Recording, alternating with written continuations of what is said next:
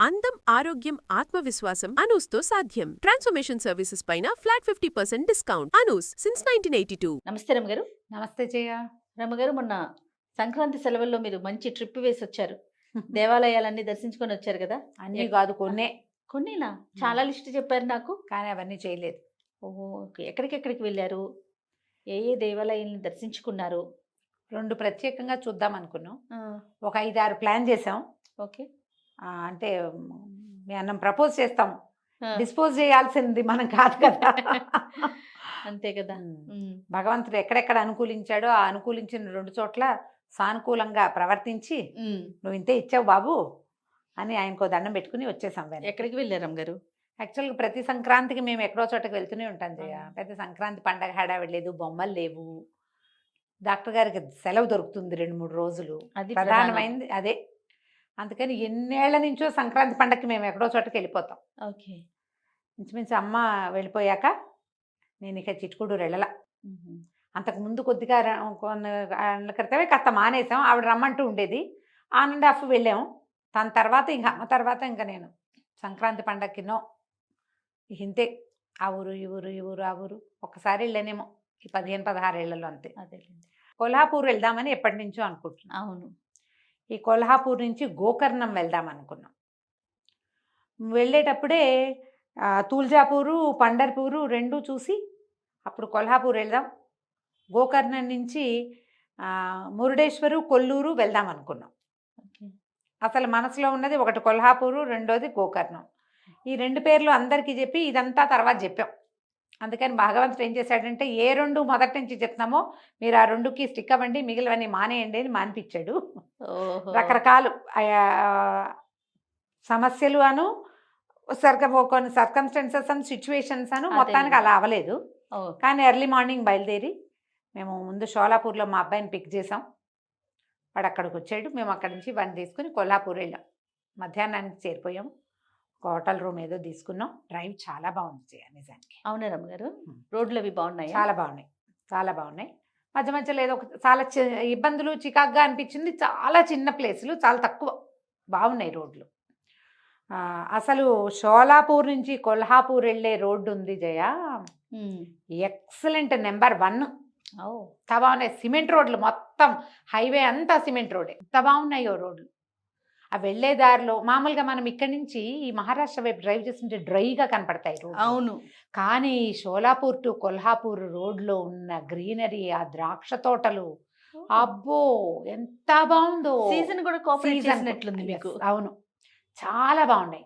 ఈ ద్రాక్షవి ఏమిటో ఇలా తమాషాగా తీగలు కట్టించినట్టుండి, అది ఏమిటో తెలియదు, అది తెలుసుకునేదాకా తోచదు నాకు. ఏమిటి, నేను గబుకుని మొక్కలు గుర్తుపడతా కదా, అవునవును. ఎందుకు ఇది నాకు తెలియట్లేదు, ద్రాక్ష ఇట్లా ఉండదు అని. మన వైపు నేను హైదరాబాద్ ద్రాక్ష తోటలు నాకు చాలా తెలుసు. మా ఫ్యామిలీ ఫ్రెండ్ ఒకరు చంద్రన్ గారిని, వారిది ఒక పెద్ద ద్రాక్ష తోట, మేము చాలాసార్లు వెళ్ళాం. ఒకసారి పూర్తి రైపు ఉన్నప్పుడు వెళ్ళాం. ఎన్ని ద్రాక్ష పళ్ళు కోసుకుని తిన్నామో పిల్లలు మేము. నాకు తెలుసు వాటి సైజు, ఎత్తు. కానీ ఇవి అట్లా లేవు, కొంచెం పొట్టిగా ఉన్నాయి, గుర్తుపట్టలేకపోయాం. కానీ తర్వాత తెలిసింది ద్రాక్ష అని. కొన్ని చోట్ల పిందెలు పడి బాగా గుర్తులు కనపడ్డాయి. చాలా బాగుంది రోడ్డు. కొల్హాపూర్ ఊరు కూడా, ఈ ఊరు విశాలంగానే ఉంది. ఈ అమ్మవారి దేవస్థానం దగ్గరే ఒక 5 నిమిషాల వాక్లో మేము ఒక హోటల్ రూమ్ తీసుకున్నాం. చుట్టూతా అంతా దేవాలయానికి 4 పక్కల ఫుడ్ కోర్ట్లు, హోటల్స్, స్టే చేయటానికి ఎన్ని మార్గాలో ఆ ఊరు నిండా. మామూలుగా మనం ఏ ఊరైనా వెళ్తే ఇది వరకు చేసేవాళ్ళం అట్లా, ఆ ఊళ్ళో ఉన్న 4 ప్లేసులు చూడడము అలా జరిగేది జయ. ఇప్పుడు ఏమిటో మేము కూడా పెద్దవాళ్ళం అయ్యామనుకుంటా. కొల్హాపూర్ మహాలక్ష్మి అంటే మహాలక్ష్మి, ఇంకా అటు ఇటు చూసే పని లేదు. అలా అయిపోయాం. పిల్లలు ఆ రోడ్లు ఈ రోడ్లు అన్నీ తిరిగేస్తారు, నడుస్తారు. మేము పడుకుంటాం, వాళ్ళ దారిని వాళ్ళు తిరుగుతూ ఉంటారు. మేము మాత్రం మహాలక్ష్మిని చూడాలి, అంతే. వాళ్ళ ఇంటికి వెళ్తాం, వేరే వాళ్ళ ఇంటికి మేము వెళ్ళాం. అలాగే జరిగింది. ఈ మహాలక్ష్మి దేవాలయము. నేను క్రౌడ్ ఉందా రమ్మగారు? క్రౌడు ఉన్నది ఒక మాదిరిగా. అక్కడ అలాగే నడుస్తూ ఉంటుంది జయ. బహుశా బయట నుంచి చూస్తే ఒక పెద్ద రాజకోట లాంటి అవును ఇది కనపడుతుంది. పెద్ద ఎలా అంటే ఒక కోట గోడ, దాంట్లో ఫీలింగ్ బయట నుంచి చూస్తే రాదు. లోపలికి వెళ్ళాక కూడా నువ్వు దగ్గరికి వెళ్ళేదాకా ఎందులోకి నువ్వు వెళ్తున్నావో తెలియదు. దూరం నుంచి చూస్తే బుజ్జి గోపురాలు, అది బుజ్జిగుడి ఫీలింగ్ వస్తుంది మనకి. అక్కడికి వెళ్ళిన తర్వాత తెలుస్తుంది జయ, ఎంత అపురూపమైన అనుభవం అంటే అది. ప్రతి చోట ఒక ప్రత్యేకమైన ఎక్స్పీరియన్స్ ఇస్తుంది అమ్మ. ఈ కోటగోడ చాలా పెద్దది, తలుపులు దానికి. ఈ మన ఈ కొల్హాపూర్ లోపలికి మనం గుడివైపుకి వెళ్తుంటే కూడా అక్కడ ఒక ఫోర్ట్ అవి ఉన్నాయి. ఇదివరకటి రోజుల్లో మా పిల్లలు ఫోర్ట్లు చూడగానే ఎగిరి గంతే దూకి వెళ్ళిపోదాం, అది చూడాలి అది అనేవాళ్ళు. ఇప్పుడు వాళ్ళకి ఇంట్రెస్ట్ తగ్గిపోయింది. మేము అసలు దిష్టి బాధాడు చెప్పాక, గుడి అంటే గుడే. ఇంకా పెద్ద కోట పక్క నుంచే మనం వెళ్తాం ఆ లోపలికి. వెళ్తే ఈ అమ్మవారి దేవస్థానాన్ని కూడా చాలా పెద్ద ఇవి ఉండి 4 పక్కల ద్వారాలు ఉన్నాయి. మేము ఈ వైపు ద్వారం నుంచి ప్రవేశించాం. మేము వెళ్ళిన వైపు ద్వారానికి అది ఉన్నదన్నమాట. అదే శివాజీ చౌక్లోంచి వెళ్ళాం మేము. పెద్ద ఛత్రపతి శివాజీ. కడుపు నిండిపోతుంది ఆయన. ఎక్కడ పెడితే అక్కడ అవి కనపడతాయి విగ్రహాలు. మనిషి కూర్చున్నట్టే. ఎంత బాగుంటుందో, చాలా సంతోషంగా ఉంటుంది. ఇంకా హిందుత్వం నిల్చుంది ఈయన వల్ల కదా అనిపిస్తుంది. అవునండి. అది మధ్యలో అట్లా విగ్రహం ఉంటుంది. అది పక్క నుంచి వెళ్తే అది పెద్ద గోడల్లే ఉండి లోపలికి వెళ్ళాక ఇంకా ఏమిటో గోడలాగా కనిపిస్తుంది. లోపల ఒక మందిరం కూడా ఉన్నది. కుడి చేతి వైపుకి తిరిగాక అప్పుడు మనం మందిరం వైపుకి వెళ్తాం. ఈ లోపలికి వెళ్తే మళ్ళా అక్కడ ఇంకొక తలుపు గోడ కొంచెం చిన్న. ఇప్పుడంతా ఏముంది, ఇంతమంది జనం వెళ్తున్నాం కదా, అన్ని ద్వారాలు వాసాలు వాటి మధ్యలో నుంచి ఇట్లా సన్నగా నడుచుకుంటూ వెళ్తాం. కొంచెం సెక్యూరిటీ ఇదేదో ఉన్నది. అది దాటుకుని లోపలికి వెళ్తే ఒక రావి చెట్టు ఉంది దేవాలయంలో. ఎట్లా పెట్టారంటే మనం మెట్లు ఎక్కి ఆ రావి చెట్టుకి ప్రదక్షిణ చేసో చేయకుండానో ఎక్కి ఆ రావి చెట్టు మీద నుంచి మళ్ళీ కిందకి దిగి మెయిన్ లైన్లోకి వెళ్తాం. ఎవరైనా అందులోకి ఎక్కి అందులోంచి దిగాల్సిందే. ఇట్లా పెట్టారు. ఈ దిగి వెళ్తే అప్పుడు మనం అసలు దేవాలయం దగ్గరికి వెళ్తాం. ఈ దేవాలయము ఇట్లా నక్షత్రాకారంలో ఉంది జయ. బహుశా పైనుంచి చూస్తే అదేమైనా శ్రీచక్రపు కోణాలేమో అనిపించేలాగా ఉంటుంది. ఇట్లా కోణాలుగా ఉండి ఈ కోణాలన్నిటి మీద కూర్చుని పూజ చేసుకుంటూ కనపడ్డారు ఆడవాళ్ళు. మేము వెళ్ళిన రోజున సంక్రమణం. మేము వెళ్ళింది ఏ రోజు, ముందు భోగి రోజు వెళ్ళాం. భోగి నాడే మేము వెళ్ళింది. భోగి నాడు సాయంకాలం ఒక దర్శనం చేసాం. సంక్రమణం మర్నాడు పొద్దున సంక్రాంతి రోజున ఒక దర్శనం చేసాం. ఈ మొత్తం ఇది నిండా అసలు అక్కడ మరాఠీ వాళ్ళ పూజా విధానమే ఏదో వేరేగా ఉంది. ఓ 9 వక్కలు, తర్వాత 9 పువ్వులు, పంచదార గోళీలు అవి పెడతారు. తర్వాత అన్నిటికీ వస్త్రాలు, అన్నిటికీ ఉపవీతాలు, అన్నిటికీ పసుపు తాళ్ళు బోళ్ళని పెట్టి వాళ్ళంతా ఎవరి పూజలు గందరగోళంగా పూజ చేసుకుంటున్నారు. మనకు అర్థమయ్యే పూజ కదా, అక్కడ విధానం వేరు కదా. ఈ మొత్తం లైన్ అంతా అదే. మనం ఈ దాంట్లోకి ఆ వరసలోకి వెళ్తే ముందు ఎడం వైపు బాలాజీ దర్శనం ఇస్తాడు. ఒక 3 మెట్లు ఎక్కితే చక్కగా ముఖ దర్శనం అవుతుంది. శంఖచక్రధారిగా నిలబడి ఉన్నాడు స్వామివారు. ఏమిటి, ఈ దేవాలయం తాలూకు గోడలోనే. ఆయన దర్శనం చేసుకుని ఇంకో మలుపు తిరిగి ముందుకెళ్తే గణపతి కనిపిస్తాడు. సాక్షి గణపతి అని రాయబడి ఉంటుంది. పైకి ఆరెంజ్ కలర్ చక్కగా రంగు పూసి బాగా స్పష్టంగా నిలబడి ఉన్న గణపతి దర్శనమిస్తాడు. ఈ గణపతిని చూసిన తర్వాత మనం పైకి దేవాలయంలోకి ప్రవేశిస్తాం. లోపల ఎన్ని రకాల స్తంభాలు ఉన్నాయో జయ, చాలా స్తంభాలు.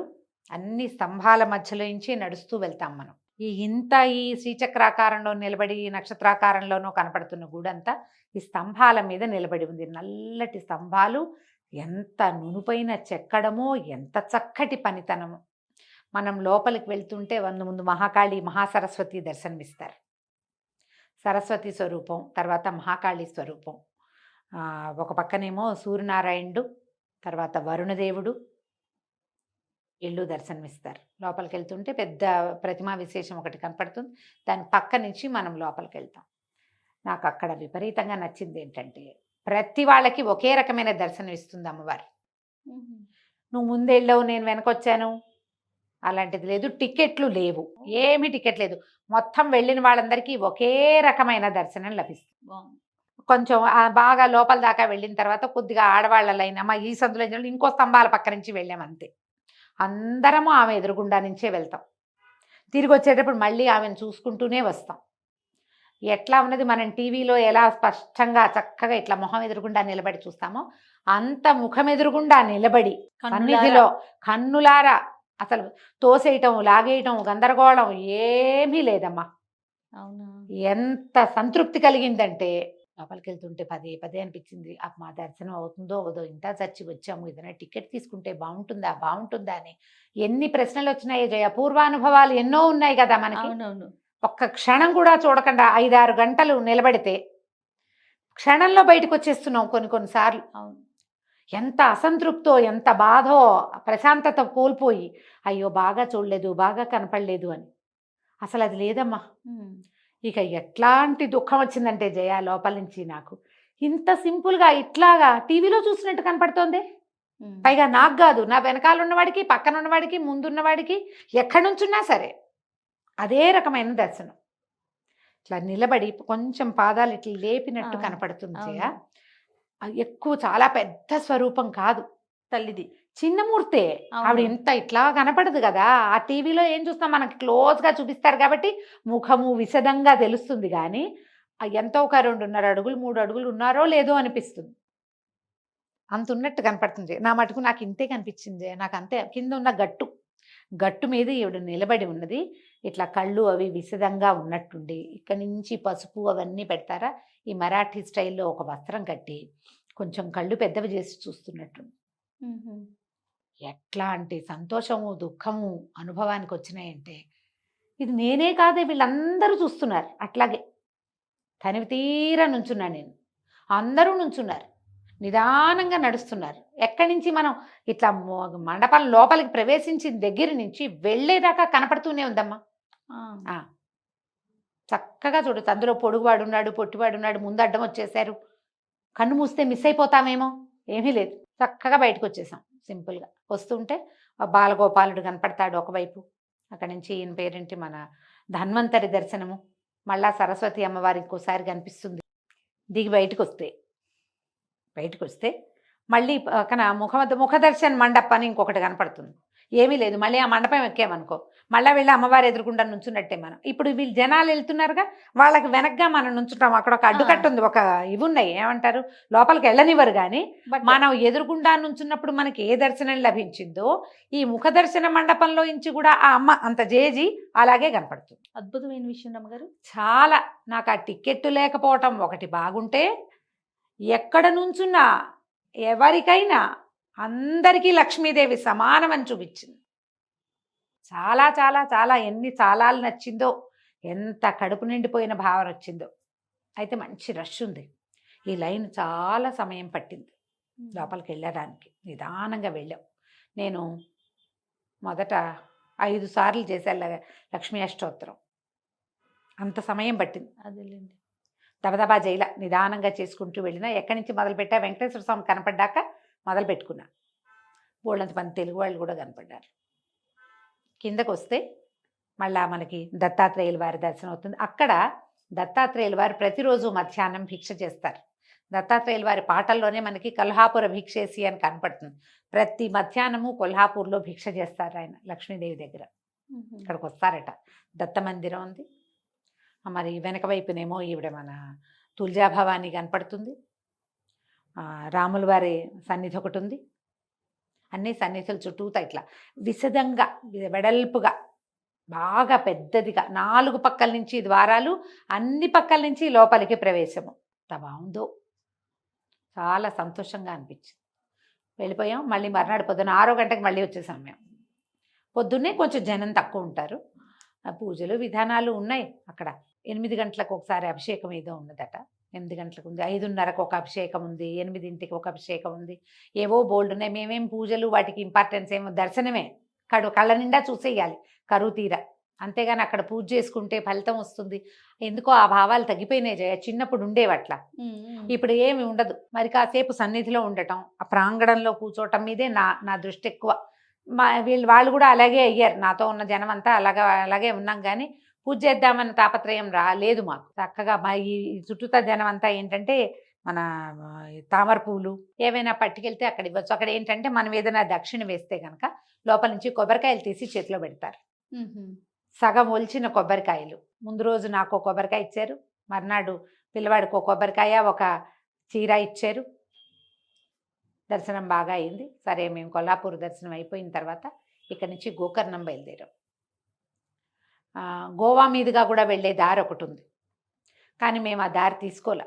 కొంచెం ఇంకొక 20-25 కిలోమీటర్లు ఎక్కువ. నేనన్నా మనం మళ్ళీ గోవా వెళ్ళేది లేదు, సముద్ర తీరం చూసుకుంటూ వెళ్ళొచ్చు కదా అన్నా. కానీ మీరేం పెద్ద ఇష్టపడలే. ఎందుకు, ఘాట్స్ ఉన్నాయి, ఎక్సలెంట్ రోడ్లు. గోకర్ణం వెళ్ళే రోడ్డు కూడా మధ్యలో 1-2 చోట్ల కొంచెం చికాకు పెట్టింది, కానీ మిగిలిన రోడ్లన్నీ బాగున్నాయి. గోకర్ణం కూడా వెళ్ళిపోయాం. గోకర్ణ వెళ్ళాం, సముద్రంలో దిగాం. సముద్రానికి దేవాలయానికి పెద్ద దూరం లేదు. అవును. నువ్వు వెళ్ళావు కదా. గోకర్ణం వెళ్ళాను కానీ ఉమ్. ఆ, మన కొల్హాపూర్ వెళ్ళలేదా? వెళ్ళలేదా గారు? వెళ్ళాలి జయ, తప్పకుండా. హైదరాబాద్ నుంచి 8-9 గంటల ప్రయాణమే, అదే అదే సింపుల్గా వెళ్ళిపోవచ్చు. చూడాల్సిన దర్శనం. తప్పకుండా. ఈ గోకర్ణంలో మేము అవతల వైపు నుంచి వచ్చాం, దేవాలయం దగ్గర రోడ్లు ఎంత సన్నటివో, కారు వెళ్ళదనుకున్నాం. శుభ్రంగా కారు వెళ్ళిపోవటం, వెళ్తుంది వెళ్తుంది అని చెప్తూనే ఉన్నారు. అదంతా వన్ వేనే. మళ్ళీ దేవాలయం వైపు ఎదురొచ్చే వీలే లేదు అసలు, రానివ్వరు ఇంకా. ఒకవైపు నుంచి అలా వెళ్ళి వెళ్ళి ఆ సన్న సన్న సన్న సన్న రోడ్లన్నీ తిరుక్కుంటూ వెళ్ళాం. వెళ్ళి సరిగ్గా బీచ్లో కారు ఆపుకొని, బీచ్కి దగ్గరలోనే ఒక రూమ్ తీసుకున్నాం మేము. నిమ్మి అనేది బాగుంది ప్లేస్, చక్కగా ఉంది.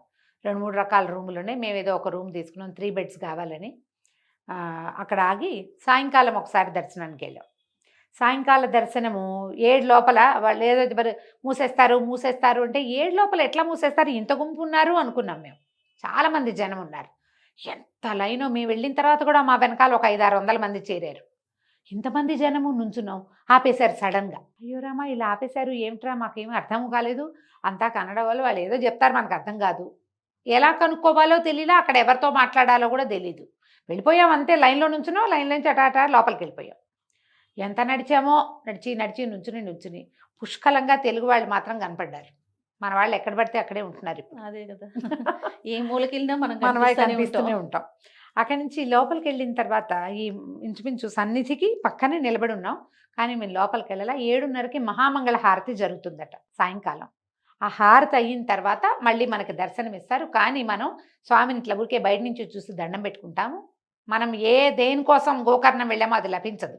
సాయంత్రం 7:30 తర్వాత వెళ్తే, 7 తర్వాత వెళ్ళకూడదు అసలు. సరే ఏముంది, దర్శనం అందరూ దర్శనం చేసుకున్నాం, దండం పెట్టుకున్నాం. లోపల కూర్చుని చల్లగా ఉంది, బాగుంది, చకచకా వెళ్ళిపోండి, గుడి మూసేస్తారు అని ఇలా కేకలు పెట్టారు. మెల్లిగా బయటకు వస్తూ ఎవరినో కనుక్కున్నాం. బాబు ఏమిటైనా సంగతి అంటే ఆయన కొంచెం హిందీలో చక్కగా చెప్పాడు. పొద్దున్నే రండి, 6 to 12 స్పర్శ దర్శనం లభిస్తుంది. అభిషేకం కావాలంటే ఉంటుంది 8:30కి. ప్రోటోకాల్ అవి కూడా 9 తర్వాతే. ఎర్లీ మార్నింగ్ వస్తే స్పర్శ లభిస్తుంది అని. ఈ స్పర్శ అంటే మనం శ్రీశైలంలో స్పర్శ చేస్తాం, కాశీలో స్పర్శ ఉంది, ఇది కూడా అలా ఉంటుంది అని. అయితే శ్రీశైలంలో కాశీలో ఇవన్నీ ఒక దారి అయితే, ఇక్కడ ఉన్నది సాక్షాత్తు పరమేశ్వరి ఆత్మలింగం అని చెప్పబడుతుంది. దాన్ని ముట్టుకోవటం అంటే ఏమిటి, అది ఊహొస్తేనే ఎలాంటి జల్లుమంటుంది. వాళ్ళు బయటకు వస్తే వాళ్ళు ఎవరు చాలామంది తెలుగు వాళ్ళు పలకరించారు. ఒక ఆవిడ అడిగారు కూడా, ఇక్కడ అభిషేకాలు పూజలు అవి లేవు, ఏమి టికెట్లు అవి తెలియలేదంటే, కాదు 8:30కి పూజ ఉంది, అభిషేకం చేసుకోవచ్చు అంటే. స్పర్శ అభిషేకం అంటే నా ఓటు స్పర్శకే, ఎందుకంటే అది ఎక్కడా లభించేది కాదు. అభిషేకం అన్ని చోట్ల కుదురుతుంది, ఇక్కడ స్పర్శే కదా ముఖ్యము. మరి వాళ్ళు ఏం చేశారో మళ్ళీ వాళ్ళు నాకు కనపడలా. మర్నాడు పొద్దున ఇంకా చాలామంది కనిపించారు. మేము బాగా అలసిపోయాం ఈ ప్రయాణంతో. తెల్లవారి 6 గంటలకి మళ్ళీ లైన్లోకి వెళ్ళాం. లైన్లోకి వెళ్తే దాదాపుగా ఒక గంట 10 నిమిషాల్లో, 1:20 నిమిషాల్లో వెళ్ళిపోయాం లోపలికి. వెళ్తే ముందు రోజు రాత్రి మేము నమస్కారం చేసుకున్నది ఏమిటి, వెనకాల ఏదో ఒక స్వరూపంలాగా కనపడింది. ఎక్కడ దండం పెడుతున్నామో తెలియకుండా గర్భగుడికి నమస్కారం చేశాం. అసలు ఆయన ఇక్కడ ఉన్నాడు. పాన్వట్టం మీద, పాన్వట్టం కూడా పూర్తి పాన్వట్టపు ఆకారంలో లేదు, ఒక తమాషాగా ఉంది అక్కడ, గొట్టంలాగా ఉందని చెప్పాలి జయ. ఒక ఏమంటారు, లోట లాంటిది పెట్టుంటే ఎలా ఉంటుంది అలా ఉన్నది. ఆయన తెలుగా, హిందీయా, ఇంగ్లీషా, కన్నడ, తమిళమా అది లిస్ట్ అడిగారు అర్చకులు. తెలుగు అనగానే ఆయన గబగబా చెప్పడం మొదలుపెట్టారు. రావణాసురుడు ఆత్మలింగం తెచ్చాడు, భూకైలాస్ సినిమా చూసారా, ఎన్టీ రామారావు భూకైలాస్ అని చెప్పి ఆత్మలింగం ముట్టుకోండి అని చెప్పారు. నేను ఇప్పుడు చెప్పలేకపోతున్నాను జయ, నాకు వచ్చిన ఫీలింగు. ముందు పిల్లవాడే మా అబ్బాయే వంగేడు, ఇట్లా మోకాళ్ళ మీద కూర్చునేసరికి ఆయన కూర్చోవద్దు కూర్చునేది కాదు, వంగి చేయి పెట్టమన్నారు. వాడు వంగి అప్పుడు అలా ఉంది కదా, అందులోకి చేయి పెట్టి, లోపల చేయి పెట్టి తీసేసాడు. ఈయన పెట్టారు చెయ్యి. నాకు మామూలుగా శివలింగాన్ని ముట్టుకోవటానికి నాకు శంక, నేను చెయ్యను ఆ పని, చెయ్యి వెళ్ళటల్లా, చేసేద్దామని ఉంది. ఆయన ముట్టుకో ఏం పర్వాలేదని చెప్పారు. ఆ చెయ్యి పెడితే లోపల ఇసుక నాకు తగిలింది. పాలు, నీళ్లు, కొన్ని పువ్వులు, అభిషేక జలాల లోపల మనం ఇట్లా ముట్టుకుంటే మన చేతికి ఇసుకలాగా తగులుతుంది జయాది.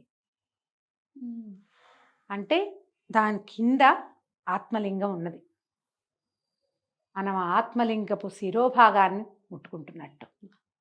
ఆ చేయి బయటికి తీస్తే ఆ చేతికేసి చూసుకుంటుండే కాళ్ళు చేతులు తేలిపోయినాయి ఇట్లా నాకు. దండం పెట్టుకున్నాం, ఏదో నమశివాయ లోపల నడుస్తోంది. బయటకు వచ్చేసరికి నేను అసలు చాలాసేపటి దాకా అందులోంచి బయటికి రాను అనుకున్నా. ఈ బయట మనకి తెలుగు వాళ్ళు ఉంటారా, వీళ్ళు దేవాలయానికి వచ్చారు, డిస్టర్బ్ చేయకూడదని అనుకోరు. ఎవరో ఒకళ్ళు వెంటబడి పలకరించి ఊరికే పలకరింపు కాదు, గబుక్కును ముట్టుకుంటారు. సరే ప్రేమాతిశయం నేను కాదని అన్నగానే ఈ రేర్గా వెళ్ళిన దేవాలయాల ఆ అద్భుతమైన అనుభూతిని ఉండనివ్వటం కష్టమేసింది నాకు. నేను ఏం చెప్పను, వాళ్ళ అభిమానాన్ని నేను కాదనలేను, ఇప్పుడు నాకు కలిగిన ఈ ఆత్మానుభూతిని దాన్ని వదిలిపెట్టుకోలేను. చాలా కళ్ళనీళ్ళకి వచ్చేసింది నాకు. ఆ చేతిని ముట్టుకోవాలని లేదు, ఆ చేతితో ఏది నాకు. టక్కిన ఆవిడెవరో వచ్చి చేయించుకున్నారు. ఓహో, ఒక్క దెబ్బకి వచ్చేసా భూమి మీదకి అంతే. అక్కడి నుంచి ఆ లోపల నుంచి బయటకు వస్తుంటే నేను అందులో నుంచి బయటికి రాల, పలకరిస్తుంటే మాట్లాడుతున్నా ఏదో అంటున్నాను కానీ ఈ చెయ్యి పట్టుకునేసరికల్లా వదిలేసింది అనమాట. కొంతమంది వంగి దండం పెడతారు, అదో ప్రాబ్లం. సరే ఏం చేస్తాం, సరే. కానీ మా ఫ్రెండ్ ఒకరు శాంతి గారు ఇంతకుముందు వెళ్ళొచ్చారు, ఆవిడ చెప్పారు మీరు ఎర్లీ మార్నింగ్ 5:30 కల్లా వెళ్ళిపోండి, స్పర్శ అందుతుంది అని. గోకర్ణంలో చేసి తీరవలసింది అది. నువ్వు ఏం అభిషేకం చేసుకో, ఏ పూజ చేయకు, దేవాలయం చుట్టూ ఎన్ని ప్రదక్షిణాలు చేయండి, ఆ లోపల చేయి పెడితే వచ్చేటువంటి సంతోషం, ఆ అనుభవం చేసి తీరవలసిందే ప్రతి వాళ్ళు కూడా. బయటకు వచ్చాం, లోపల అమ్మవారు తామ్రగౌరి అనే స్వరూపంలో కనపడుతుంది. మేము వెళ్ళేసరికి ఆవిడ నిరలంకారంగా నిలబడి ఉన్నదమ్మ. ఆ తామ్రగౌరి దర్శనం చేసుకుని పక్కనే తామ్రపర్ణిని ఒక కొలను ఉంటుంది, అస్థి విసర్జనం చేస్తారట అక్కడ. దాంట్లో అస్థికలు కనపడతాయి చాలామంది. గోకర్ణ క్షేత్రం పితృ కార్యాల కోసం ప్రత్యేకమైంది కదా, ఈ నారాయణ బలి అవి చేస్తారు. ఎప్పటెప్పటివో ఈ పితృదోషాలు హరిస్తుంది ఆ క్షేత్రం. ఇక్కడ అస్థి విసర్జన చేస్తారు, తీసుకొచ్చి వేస్తారట అక్కడ. ఈ అమ్మవారిని చూసి ఆ తీర్థాన్ని ఒక దండం పెట్టుకుని బయటకు వస్తే పక్కన గణపతి దర్శనం ఇస్తారు. ఇది వరకు చూపించేవారట, ఇప్పుడు చూపించట్లేదు. కానీ గణపతి నెట్టి మీద మొట్టికాయ కనపడుతుందట, ఒక ఉంటుందట. ఇది వరకు ఒక రోజుల్లో కరోనాకి ముందో ఎప్పుడో ఇచ్చేవారేమో, లేదా మరి మరీ పొద్దున్నే వస్తే ఏమైనా కుదురుతుందేమో, లేదా ఏ ప్రోటోకాలో పట్టుకుని వెళ్ళగలిగిన వాళ్ళకి దొరుకుతుందేమో. గణపతి నెత్తి మీద మనం ఆ స్టేటస్ మీద ముట్టుకుంటే ఇట్లా చిన్న లొట్ట ఉంటుందట. రావణాసురుడు ఆయన్ని ముట్టాడని చెప్తారు కదా కోపంతో, ఆ చిన్న ఇట్లా గుంట ఉన్న గణపతి విగ్రహం స్వామివారు చక్కగా ఉన్నాడు. ఎంత బాగున్నాడో, మహముచ్చటగా ఉన్నారు. ఆయన కూడా చూసి దండం పెట్టుకుని తర్వాత పుంఖాలుగా వాళ్ళకి వీళ్ళకి ఫోటోలు ఇచ్చి అయిపోయిందని అక్కడి నుంచి బయలుదేరి వచ్చేసాం. కాకపోతే మేము తిరిగి వస్తూ మళ్ళీ కొల్హాపూర్ వచ్చాం. మళ్ళీ వచ్చాం. అదొక అనుభవం. మధ్యలో గోవన్ రూట్లోకి తిరిగి మా వాడిని, అక్కడ వాడి ఫ్రెండ్స్ ఉన్నారు, ఆడ వదిలిపెట్టి ఆ గోవా మొత్తం దారులన్నీ సముద్ర తీరాలన్నీ చూస్తూ ఎన్నో రకాల ఘాట్లు ఎక్కి దిగి ఇదే పని. బ్రహ్మాండంగా ఉంది డ్రైవ్, చాలా అంటే ఎంజాయబుల్గా ఉండే డ్రైవ్లు చేసి మళ్ళీ కొల్హాపూర్ చేరాం. ఆ రాత్రి చేరిన రోజు రాత్రి మళ్ళీ దర్శనం చేసుకున్నాం. బయటకు వచ్చి కూర్చుంటే మేము 1.5 గంట చేసిన దర్శనాన్ని వాళ్ళు ఎవరో ఒక తెలుగు ఫ్యామిలీ, ఒక భార్యాభర్త ఇంత పిల్లవాడు వచ్చారు. వాళ్ళు ఏదో ఏర్పరచుకున్నారు ఎవరినో ఇక్కడ దర్శనం అరేంజ్ చేయడానికి. మర్నాడు అభిషేకం ఉంది. వాళ్ళు వీళ్ళని మళ్ళీ దర్శనం చేయిస్తాము అంటే రండి మీరు కూడా అని నన్ను పిలిచింది. సింపుల్గా 1 నిమిషంలో ఈ మొత్తం 1.5 గంటన్నర లైన్ని దాటేసి మమ్మల్ని పిలిచింది అమ్మవారు. మరి సుహాసిని అనే అమ్మాయి రూపంలో నన్ను దగ్గర మళ్ళీ పిలుచుకెళ్ళి, నువ్వు సంతోషించావు, ఇప్పుడు ఇంకా సంతోషించు అని మళ్ళీ ఇంకోసారి తీసుకెళ్లి సన్నిధిలో నుంచోబెట్టింది. శుక్రవారం సాయంకాలం పల్లకి సేవ చేస్తారు అమ్మవారికి. మేము మొదట వెళ్తున్నప్పుడు, మేము శుక్రవారం రాత్రి ఉన్నాం అక్కడ. మొదట వెళ్ళేటప్పుడు పాలకిని అలంకరిస్తున్నారు. ఆ పల్లకిని ఇట్లా అమ్మవారి దేవాలయం చుట్టూతా ఒక్క పరిక్రమ చేయిస్తారు. ఆ పరిక్రమని కూడా చూసి పల్లకి సేవను కూడా సేవించుకుని శుక్రవారం రాత్రి అక్కడ పడుకుని శనివారం పొద్దున్నే బయలుదేరి వచ్చేసాం. అద్భుతమైన దేవాలయాలు రెండు. ఈ రెండిట్లలో నా అనుభవం ఏంటంటే, ఇక్కడ టికెట్లు లేవు. అందరికీ సార్వజనీనమైన, అందరికీ సమానమైన దర్శనాన్ని అమ్మగారి అయ్యవారు కానీ అనుకూలంగా ఇస్తారు. మేము ఈ కర్మానుభవాలు కనుక మిమ్మల్ని ఒప్పుకుంటే చక్కటి దర్శనం లభిస్తుంది. టికెట్ లేవు, హైరాన్ లేదు, ఏమీ లేదు. మేము ఏ పూజలు చేయించుకోలేదు. కానీ పరమ సంతోషమైన దర్శనాలతోటి తిరిగి వచ్చాం. ఇంక ఈ ఊళ్ళో అవి చూడలేదు ఇవి చూడలేదు, నథింగ్ డూయింగ్, అవేం అక్కర్లా మాకు, ఇవి రెండే చాలు. చాలా బాగా అయింది. రైట్ రమ్మ గారు, నమస్తే. నమస్తే.